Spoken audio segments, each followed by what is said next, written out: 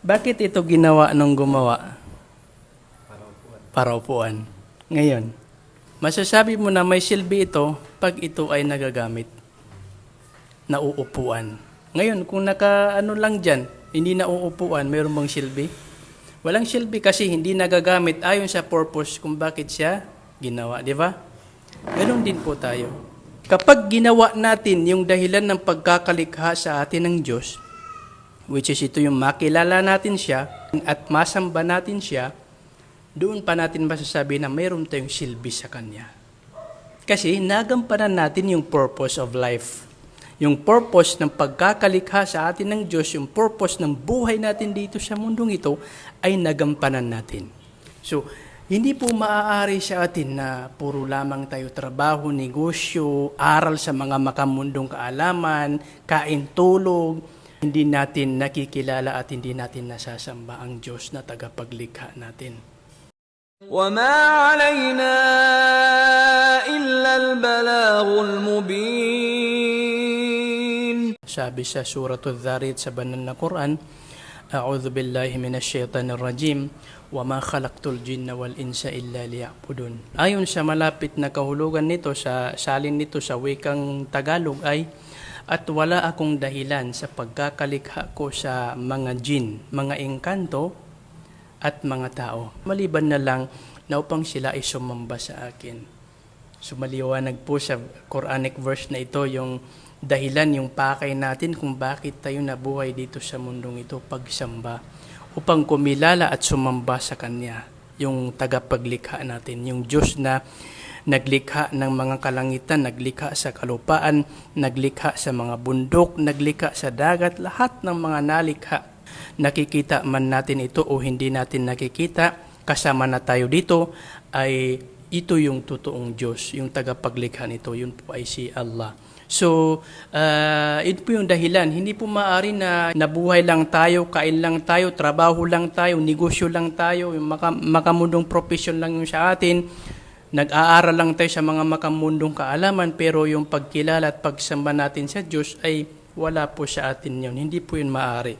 Afahasibatum annama khalaqnakum abathaw wa antum ilayna la turja'un. Sabi ni Allah, yung Diyos sa Quran, inyo bang inaakala, inyo bang iniisip na nilikha ko kayo ng walang kadahilanan, walang goal, walang objective, walang say-say, o kaya laro-laro lang, iniisip niyo ba yan?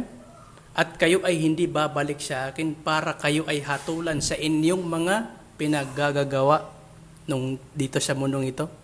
So, ibig sabihin, hindi tayo nilikha ng Diyos ng laro-laro lang. Tayo ay magbabalik sa Kanya para hatulan tayo base sa lahat ng mga ginagawa natin sa mundong ito. Dapat tayo ay magsumikap, tayo ay magpursigi na makilala natin siya at masamba natin siya kasi yan ang goal natin. Kung bakit tayo may mga profesyon, bakit tayo nagtatrabaho, bakit tayo naghahanap buhay, yan po ay mga tulay lamang yan. Mga tulay lang, siyempre tao tayo, di ba? Kailangan natin kumain, uminom. So, sa pagtatrabaho natin, sa paghahanap buhay natin, diyan natin na kinukuha yung mga panustos natin sa ating mga sarili, pangangailangan natin, at yung mga pamilya natin. Kaya tayo ay naghahanap buhay.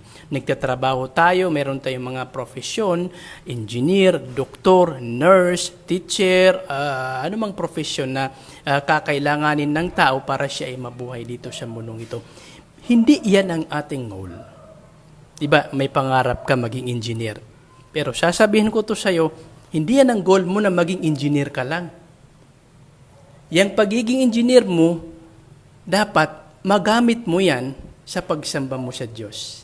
Paano mo magagamit yung pagiging engineer mo? Halimbawa, pagpapatayo ng bahay dasalan para masamba ang Diyos, masamba si Allah. Sa pagpapatayo ng bahay dasalan para nasasambahin doon ang totoong Diyos, sasambahin dyan ang Diyos, ay ikaw ay tutulong dyan. Siyempre, yung mga plano, yung gawain ng engineer, hindi maaaring maitayo yung gusali ng walang engineer, di ba? Tutulong ka dyan ng walang kinikikbak.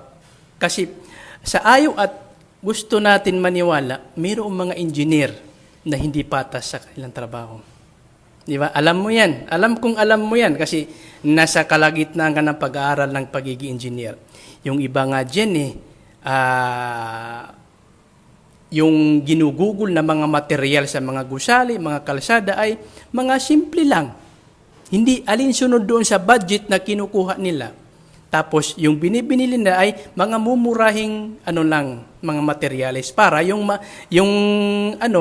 ay makaslice sila doon sa budget na ibinigay sa kanila. Kawalan ng katarungan yan sa Islam, hindi yan maaari. Bawal kunin yan kasi kawalan yan ng katarungan. So pag ikaw ay naging Muslim, magiging tapat ka sa iyong trabaho. Magiging tapat ka sa iyong profesyon.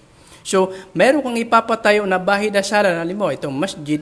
So, kung ano talaga yung napaka-mabuting struktura, napaka-mabuting material na gagamitin mo, yun ang gagamitin mo. At yung talagang budget na ibibigay para doon, inilaan para doon sa ipapatayo mo na gusali, gagamitin mo talaga ng walang kickback, walang slice, kasi kawalan yun ng katarungan. Kung ano lang yung totoong sweldo mo doon, kung ano lang yung totoong para sa'yo doon, yun lang kukunin mo. At the same time ay magkakaroon ka ng magandang intensyon na ikaw ay tutulong sa pagpapatayo ng gusaling yan na bahay dasalan para sa kaluguran ng Diyos. So sa pamamagitan nun ay nagamit mo yung profession mo bilang engineer sa pagsamba mo sa Diyos. So ang mga profession natin sa mundong ito, negosyo, hanap buhay, ay mga tulay lamang yan tungo sa pagsamba natin sa Diyos. Tungo sa pangangailangan natin para masamba natin ang Diyos. Pero hindi yan ang main goal natin. Tandaan mo yan, kapatid. Hindi yan ang main goal natin. Ang main goal natin ay ang masamba natin ang Diyos. Ang mga profesyon natin, hanap buhay natin ay mga tulay lamang yan para sa ating main goal, para masamba natin ang Diyos. So, yan, nagkakaunawaan tayo dyan. So, ang taong hindi niya nakilala, ipinagkalob sa kanya ng Diyos ang buhay niya dito sa mundong ito, ipinagkalob sa kanya ng Diyos ang mga pangangailangan niya para sana masamba siya, makilala siya, pero hindi niya kinilala at hindi niya sinamba ang Diyos, ang taong yan ay walang saysay, walang saysay ang naging buhay niya sa mundong ito dahil sa hindi niya nagamit sa kaluguran ng Diyos or hindi niya nagamit alinsunod sa purpose ng pagkakalikha sa kanilang Diyos.